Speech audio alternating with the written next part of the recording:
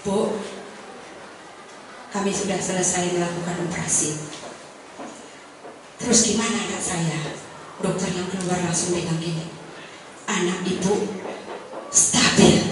Pas ngomong stabil itu, Tuhan, rasanya saya luar biasa gitu ya. Tuhan, inilah Tuhan yang memimpin operasi. Inilah Tuhan yang dahsyat, yang sudah menjawab. Aku masih ingin merawat anak saya gitu ya.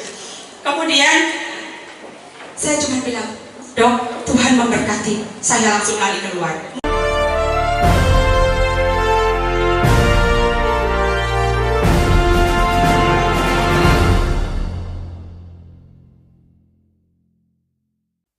Shalom, saudara-saudaraku yang diberkati oleh Tuhan. Salam damai sejahtera bagi kita semuanya. Kembali berjumpa dengan saya, Pastor Daud Timotius Tampu Bolon. Dan kali ini saya ingin mengajak saudara-saudara untuk menyaksikan satu buah video kesaksian di mana mujizat Tuhan terjadi atas keluarga ini. Dan yang pasti video ini adalah video yang sangat memberkati dan kesaksian yang sangat membangun iman kita. Oh iya, saudaraku diberkati oleh Tuhan, terima kasih banyak buat kesediaan saudara untuk mengklik video ini. Dan jangan lupa subscribe dan nyalakan tombol loncengnya agar video-video selanjutnya saudara telah mendapatkan notifikasi daripada saya. Baik saudaraku yang diberkati oleh Tuhan, mari kita saksikan kesaksian yang sangat luar biasa ini. Shalom Bapak Ibu semuanya. Baik, terima kasih sebelumnya Pak Gem, Ibu yang sudah mensupport kami, sudah mendoakan, tak lelah-lelahnya selalu mendukung dalam keadaan yang akan saya saksikan ini. Begitu pula saya mau mengucap syukur sekali, merasa ya di keluarga kita di sini gitu ya. Saya perantauan, nggak ada keluarga yang dekat, tetapi Komsel yang menjadi keluarga terdekat mendoakan tidak henti-hentinya ya. Baik Komsel Elisa, bahkan Komsel yang lain, semuanya saya yakin mensupport, mendukung di dalam doa. Dan saya pun percaya bukan hanya di Komsel, bahkan di doa setiap hari Sabtu dan doa-doa pribadi, sahabat, teman, itu pun semua support mendoakan kami keluarga. Jadi pantaslah hari ini saya menyaksikan bagaimana kehebatan Tuhan, luar biasanya kuasa Tuhan dalam kehidupan kami keluarga yang mengalami hal yang di luar nalar pikiran kami gitu ya. Ya, apa yang akan saya saksikan awalnya memang adalah suatu penderitaan, tetapi kenapa saya memberanikan diri? Sebenarnya kesaksian di Komsel lebih tidak deg-degan gitu ya daripada saya harus berdiri di sini. Tapi saya yakin inilah maksud Tuhan, bahwa apa yang sudah diberikan ke keluarga kami itu harus menjadi berkat juga buat semuanya yang sudah mendoakan keluarga kami. Terima kasih. Jadi awal November itu anak saya namanya VB, yang mungkin sudah semua mengenal, yang sering nyanyi di depan, itu ada seperti keras di dalam perut sebelah kiri, dan saya memeriksakannya ke puskesmas, ke fase 1 karena menggunakan BPJS.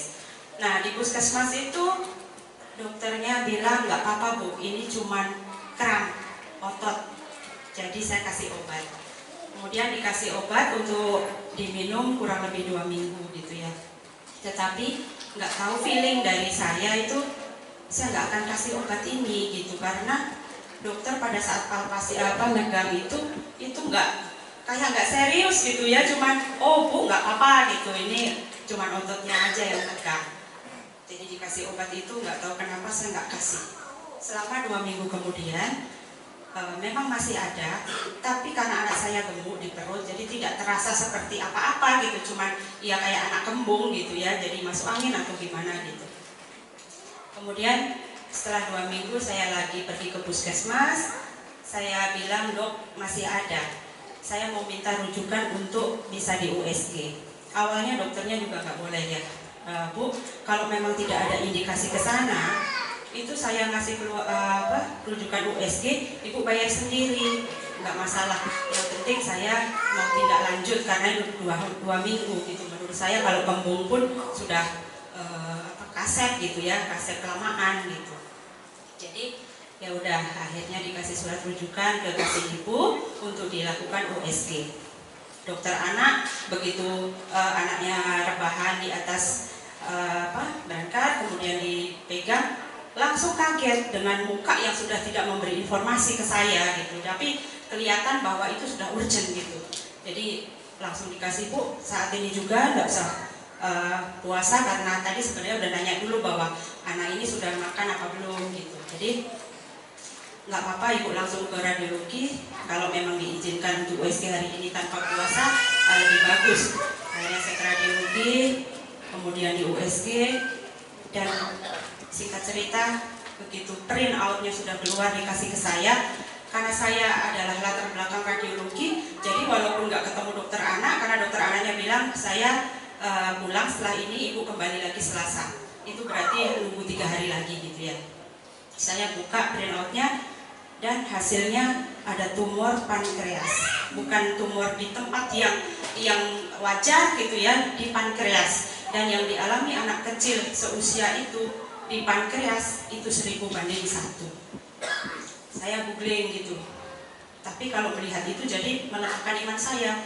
Bapak Ibu boleh nanti googling tumor pankreas dengan resiko dan segala gejalanya gitu ya. Nah, setelah itu saya seperti disambar petir. Saya rasa Tuhan ada penolakan gitu ya. Tuhan, anak saya kok bisa gitu ya. Dari pola makan, dari kebiasaan nyemil gitu, sudah benar-benar saya perhatikan. Anak saya nggak pernah minum berwarna, dalam artian hanya susu dan air putih, nggak pernah mau beli yang ale-ale atau apa yang berwarna kecuali jus gitu ya. Itu dari kecil saya begitu, karena mungkin 3 anak saya, 2 cowok 1 cewek, jadi mungkin agak istimewa gitu ya, lebih ini gitu, lebih saya perhatikan benar-benar. Kemudian kebetulan anaknya sendiri juga ciki-ciki itu nggak mau gitu. Tapi kenapa logika manusia ya, logika yang saya orang kesehatan tahu harusnya ini malah sehat, tetapi kok malah ada hal ini gitu. Menolak, memang sangat menolak dan bertanya-tanya. Kemudian sampai di rumah saya bilang, suami kan kerja di Jakarta, jadi kita jauh gitu ya, paling pulang bisa 3 bulan sekali. Saya telepon, saya kunci pintunya dulu, saya telepon sambil saya nangis gitu ya. Pak, begini. Itu tak terbendung gitu ya, karena saya kebayang sesuatu yang ada di pikiran saya yang tidak wajar gitu. Kebayangnya sudah yang aneh-aneh. Kemudian suami bilang, ya ikutin dulu proses apa yang dibilang sama dokter, nanti saya pulang mungkin 2 mingguan lagi. Nah, pada masa-masa itu kami langsung bersama anak saya kita berdoa puasa. Belum tahu tidak lanjutnya apa, tetapi kami berkomitmen bahwa ini kalau diizinkan adalah kehendak Tuhan. Ayo kita doa puasa mulai hari ini. Dan di situ kita doa puasa.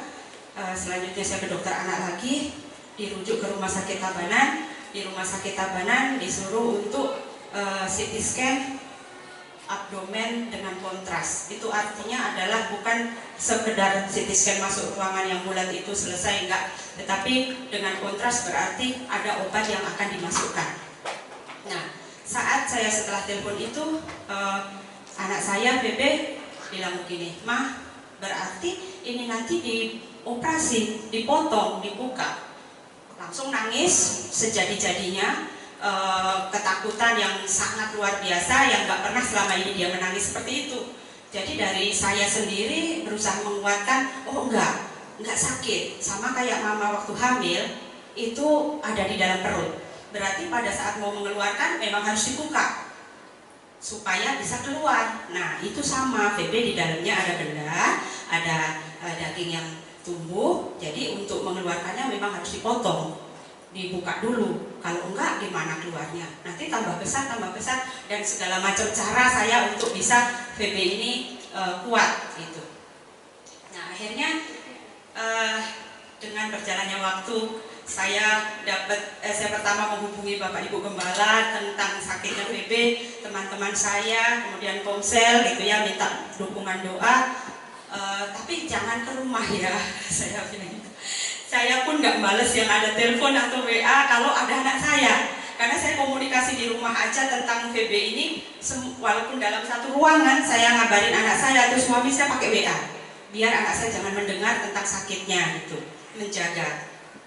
Akhirnya berminggu-minggu setelah itu dapat kabar bahwa ada CT scan, sudah dipanggil, puji Tuhan dimajukan kurang lebih 2 minggu, dari yang harusnya itu tanggal 19-an menjadi tanggal 2 Desember itu sudah dibolehkan CT scan.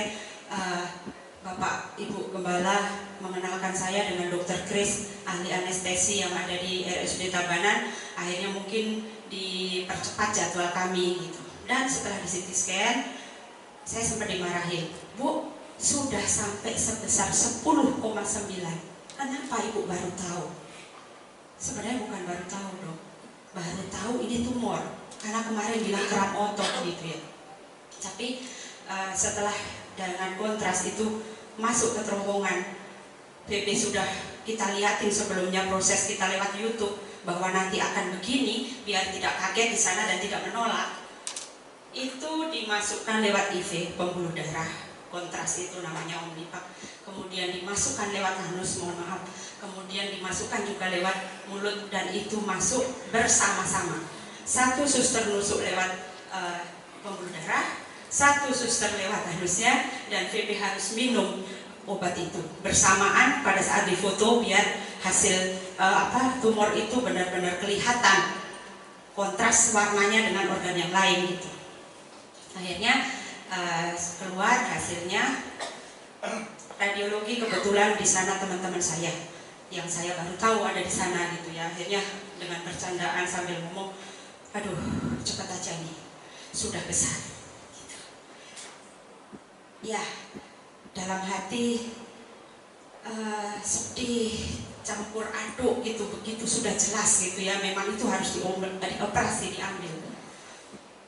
Saya tanya ke bagian RSUD, kapan ini bisa ditindaklanjutin? Terus, Ibu ini online jadi harus besok.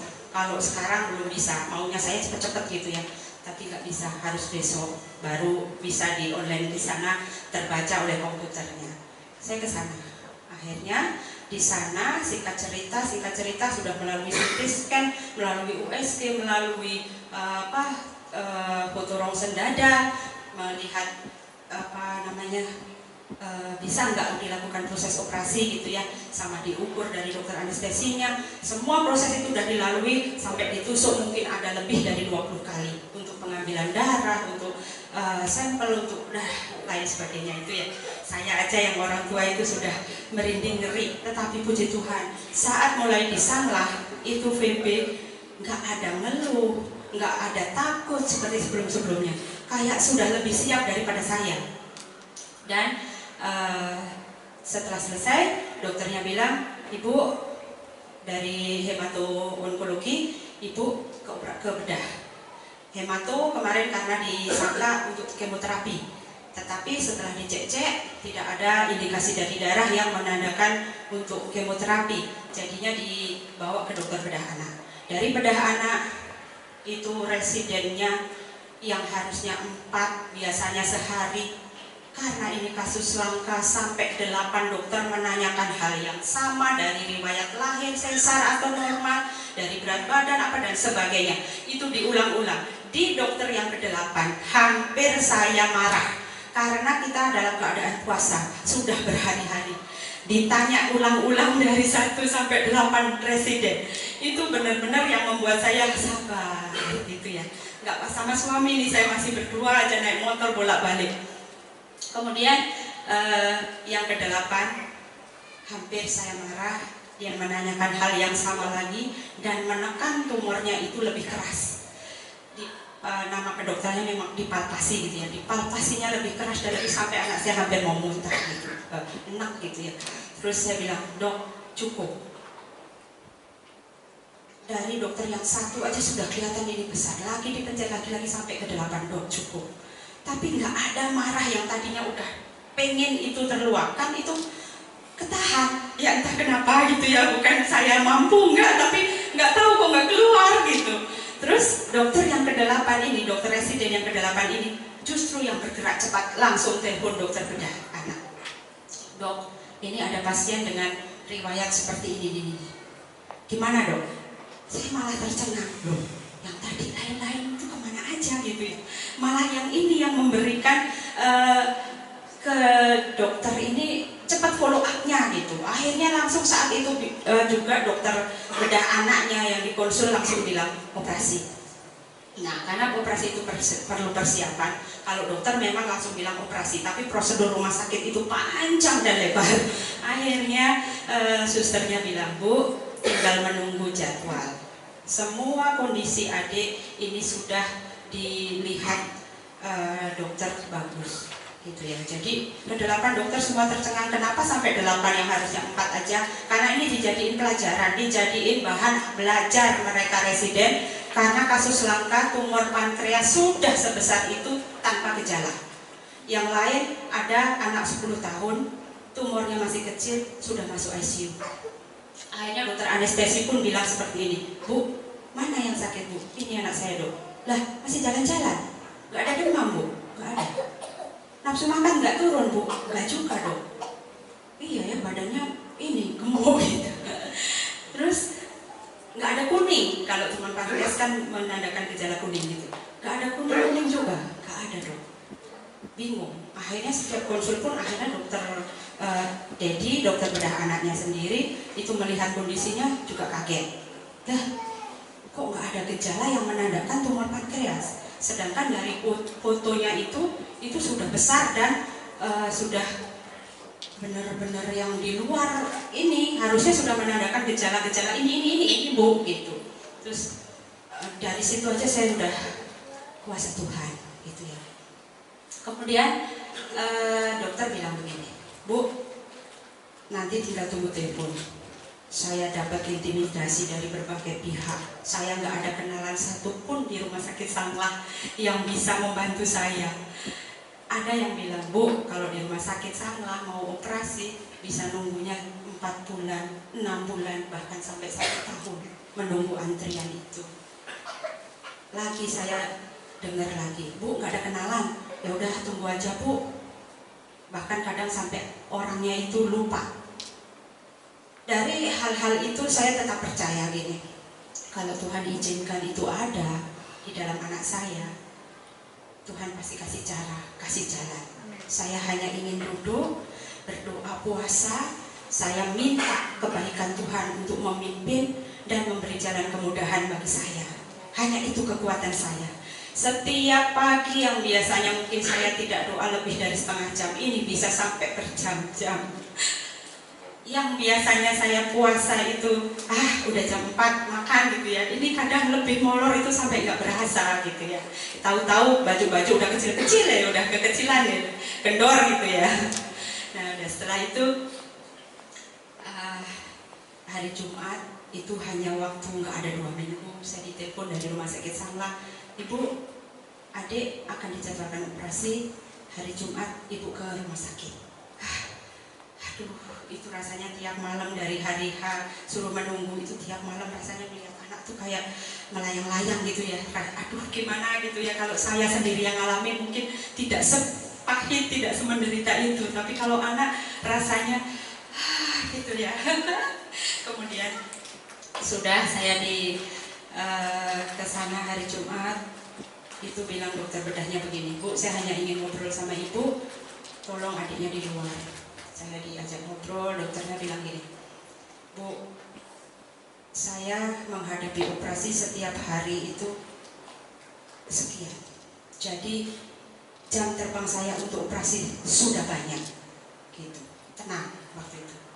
Tetapi ada hal yang harus saya diskusikan dengan Ibu perihal tentang sakitnya adik. Karena Eh, dari hasil CT scan, Ibu bisa lihat di layar. Dan kebetulan karena saya radiologi, diskusi kita jadi enak di awal gitu ya. Ini begini, saya nyambung. Terus bilang, yang kami tim dokter sudah diskusikan dari hasil CT scan, terus terang kami dokter mengalami kesulitan karena ini adalah sangat kompleks.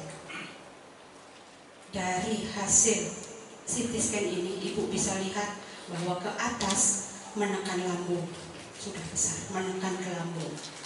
Yang ke bawah sudah menekan ke ginjal. Ginjal kalau hanya ditekan masih bisa dilepas gitu ya. Tetapi kalau sudah ada akar atau pembuluh darah yang masuk nempel ke ginjal, ginjal harus diangkat. Itu sudah melayang-layang saya, gimana anak saya dengan hidup tanpa ginjal satu. Itu sudah kebayang. Saya masih tahan, ya dok. Dan itu sudah biasa bagi kami. Tetapi dok, yang menjadikan kami itu sungguh harus bekerja keras. Tumor yang menempel di aorta pembuluh darah. Aorta. Ibu tahu aliran pembuluh darah aorta itu besarnya dan lancarnya seperti apa? Seperti keran air yang dibuka. Andaikan saya pada saat misahin itu, memotong itu dengan pisau operasi itu kan panas ya, itu kebeset sedikit, kena sedikit aja, saya tidak bisa lagi ada waktu untuk menjahit, saya tidak ada lagi waktu untuk transfusi. Jadi selesai di meja operasi. Ya Tuhan, disitulah saya kayak, oh Tuhan, apa saya sanggup gitu ya. Saya masih tanya, dok, ada alternatif lain nggak selain operasi? Paling aman operasi bu. Kalau ibu pakai alternatif yang sekecil itu tumor di bawah kulit saja, itu membutuhkan waktu berbulan-bulan. Ini di dalam perut sudah besar, mau berapa tahun, keburu sudah menyebar kemana-mana. Saya mengambil keputusan percaya sama Tuhan. Saya mengambil keputusan pasrah Tuhan. Kalau memang saya dikasih waktu merawat anak saya ini hingga saat ini 8 tahun 9 bulan waktu itu, saya sudah bersyukur masih ada kesempatan itu. Tapi kalau tidak dan Tuhan mau ambil anak saya siap tapi nangis ya.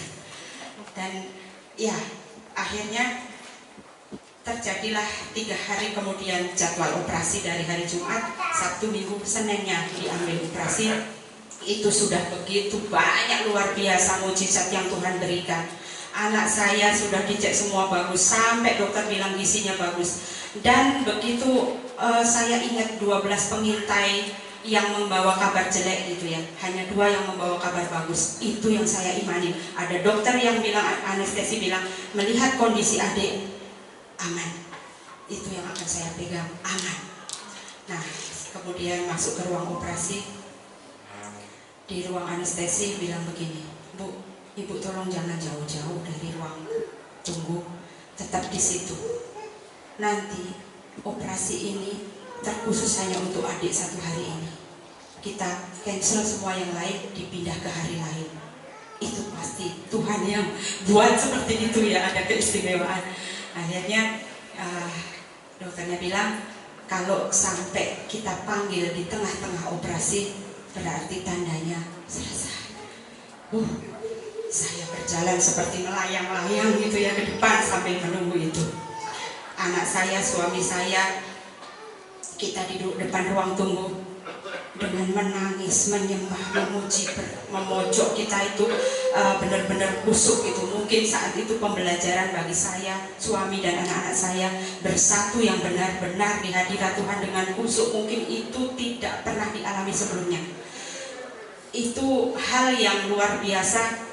Beban yang sama ada di dalam hati saya, suami dan anak-anak saya yang cowok-cowok itu ya, yang sangat sayang sama adiknya. Mereka menunggu berpuasa sama dengan saya di situ, nggak mau pulang. Yang wirawiri menyiapkan makanan, pakaian itu suami saya karena anak saya nggak mau ditinggal. Kemudian 2 jam ada bunyi ding dong. Pasien dengan atas nama Pak Nyoman sudah selesai, silahkan di ruang penjemputan. Ding dong. Pasien atas nama ibu ini sudah selesai, silahkan di ruang penjemputan. Itu operasi yang orang dewasa udah selesai gitu ya. Dan 2 jam kita tetap nangis sampai saya tisu habis berapa sudah nggak kehitung. Suami saya sampai kasih saya handuk. Saya nggak peduli, pokoknya orang wirawiri ngomong, saya merang sambil saya nyanyi, saya berdoa pegangan tangan sama anak saya. Saya minta begini, Tuhan, kalau memang ini kehendak Tuhan, ya aku ikhlas. Tapi kalau boleh Tuhan kasih kesempatan saya merawat lagi, kasih saya kesempatan, itu terus saya ucapkan. 2 jam lewat, ada tuh bunyi ding dong. Deg-deg gitu ya, deg-degan, aduh rasanya kayak antara di situ dan tidak di situ. Pasien atas nama Prama Sevana Mikael VB Utami, silakan orang tua masuk ke dalam ruang operasi. Itu rasanya saya seperti tidak mampu untuk berdiri. Saya hanya berpikir anak saya sudah lewat, sudah selesai. Suami saya juga tidak buka mata, tetap diam. Anak-anak saya diam, berarti harus saya. Saya tarik nafas kenceng-kenceng. Saya masuk di situ. Dokternya membawa HP, langsung dilihatin. Bu, ini anak ibu saat proses operasi. Saya cuma nanya, dok gimana anak saya? Nggak dijawab. Ini dibuka dalam keadaan semuanya merah gitu ya. Memang karena masih kecil mungkin ya, merahnya tuh seger banget perut dengan darah yang banyak. Ini tadi waktu kita buka, ini menit ke ini tumornya sebesar ini. Jadi kayak mangkok medis itu sudah penuh, malah melebar gitu ya tumornya ya, kayak bola basket mainan itu kecil. Itu dilihatin. Saya masih belum terlalu fokus sama gambar itu dan saya sudah nggak mau lihat lebih banyak lagi. Dokter dari dalam keluar lagi. Dari ruang operasi itu keluar ke ruang tunggu yang masih steril. Bu, kami sudah selesai melakukan operasi. Terus gimana anak saya? Dokter yang keluar langsung bilang gini, anak ibu stabil. Pas ngomong stabil itu Tuhan, rasanya saya luar biasa gitu ya.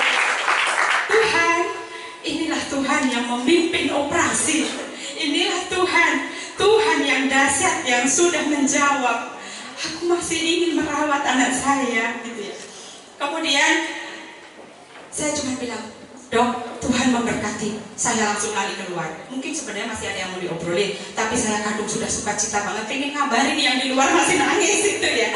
Saya keluar, saya pegang tangannya Prama, tambah kencang karena mereka itu anggap bahwa udah gak ada. Nangis tambah kencang Prama sama Gani dan suami saya. Saya bilang, stabil, VB stabil, VB hidup gitu ya. Terus langsung tambah kencang kenapa? Sukacita, bersyukur, nangisnya sudah berubah dari yang tadi itu penderitaan menjadi kebahagiaan gitu ya. Oh Tuhan gitu. Saya masuk lagi, saya tunggu dokter. Terus dokternya bilang gini, Bu, sabar ya Bu. Sekarang tinggal proses penutupan, mungkin akan membutuhkan waktu yang lama gitu. Karena adik sudah kehilangan kantong darah 5,5 liter, kemudian banyak hal gitu ya. Saya keluar, saya sukacita, kemudian pas saya duduk sama anak-anak mau mengucap syukur, waktu sebelum operasi, Natalan itu proses menunggu operasi, VB ditelepon Bu Gem, gimana Bu, VB bisa nggak nyanyi pada saat Natalan? Saya tanya VB dengan enteng dan sukacita, mau gitu. Akhirnya tampil di sini waktu Natalan dengan lagu The Goodness of God. Saat saya menunggu jahit itu selesai, lagu yang dari awal tidak pernah ada di ruang tunggu operasi itu, TV nasional, TV Indosiar, SCTV apa, tidak ada lagu-lagu kayak gitu rohani. Tiba-tiba di saat mau menjelang selesai, lagu itu bergema, semua mendengar, kita sampai pelotot-pelototan. Begitu detailnya Tuhan itu memperhatikan. The goodness is running after me. lagunya Feby Saat Natal itu bergema. Bukankah Tuhan luar biasa? Terima kasih. Iya, kita telah mendengarkan kisah yang panjang, kesaksian dan pengalaman rohani yang telah dialami oleh satu keluarga yang sangat mencintai Tuhan, dan dengan pertolongan Tuhan, anak yang terkasih yang sebenarnya sudah di luar dugaan bagaimana banyak dokter telah memeriksa dan menanganinya, dan sebenarnya hal ini tidak mungkin. Tetapi Tuhan memberikan kekuatan dan pertolongan bagi anak yang terkasih, serta ketika dia menjalani operasi pun Tuhan memberikan kekuatan serta penyertaan yang luar biasa. Sehingga sampai selesainya operasi, pertolongan Tuhan terlihat dan keluarga ini mengalami kasih setia dan mujizat Tuhan. Baik saudaraku yang diberkati oleh Tuhan, siapapun saudara dan mungkin saat ini saudara juga sedang bergumul, mengalami masalah, pencobaan dan juga persoalan, saudaraku yang diberkati oleh Tuhan, lewat kesaksian ini biarlah kita tetap percaya dan teguh dan selalu andalkan Tuhan, karena Tuhan pasti akan buka jalan dan memberikan pertolongan dan membantu menyelesaikan serta memberikan solusi bagi setiap persoalan kita, sehingga kita melihat bahwa Tuhan Yesus itu baik. Baik saudara-saudara yang diberkati oleh Tuhan, sampai di sini video kesaksian yang Pastor Daud upload. Kiranya video ini menjadi berkat bagi kita semuanya, dan sampai jumpa di video berikutnya. Tuhan Yesus memberkati. Shalom.